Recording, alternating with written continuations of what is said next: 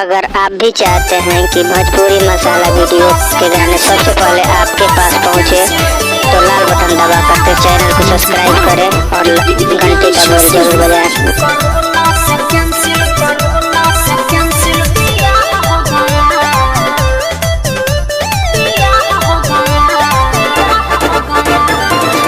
कैसे mummy papa भइल रहन राजी, लागत कि एहू साल बाजा नहीं बाजे।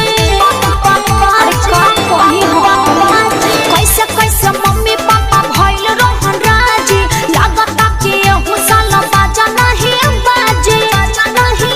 एही चिंता में जिंदगी तबाह हो गया। हाय कोरोना से कैंसिल बियाह हो गया, शादी होने में टेंशन अथाह हो गया। हाय कोरोना से कैंसिल बियाह हो गया। कोरोना से कैंसिल बियाह हो गया।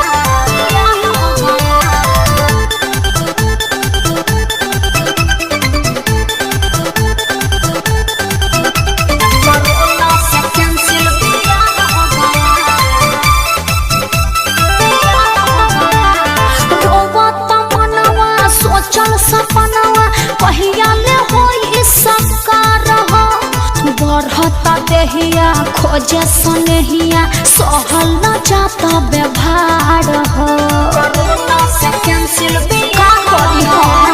रोवत मनवा सोचल सपनवा, कहिया ले होई साकार हो।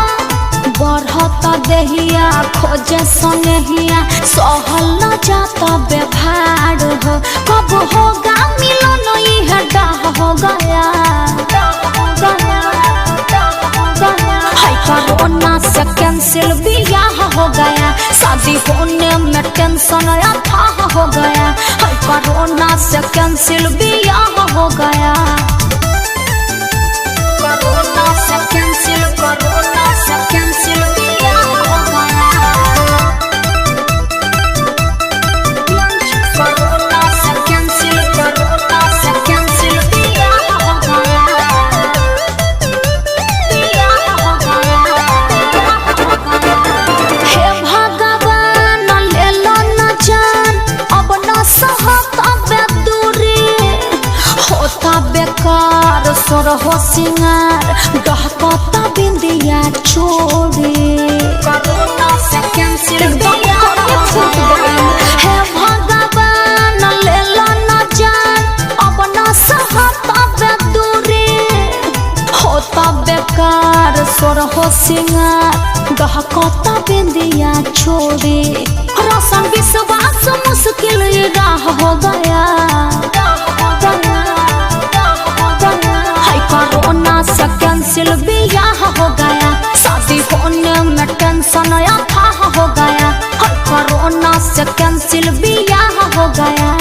कैसे मम्मी पापा भइल रहन राजी, लागत कि एहू साल बाजा नहीं बाजे।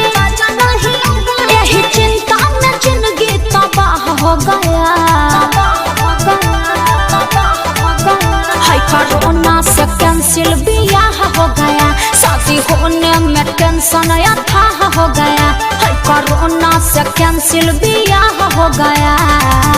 बचत करो कोरोना।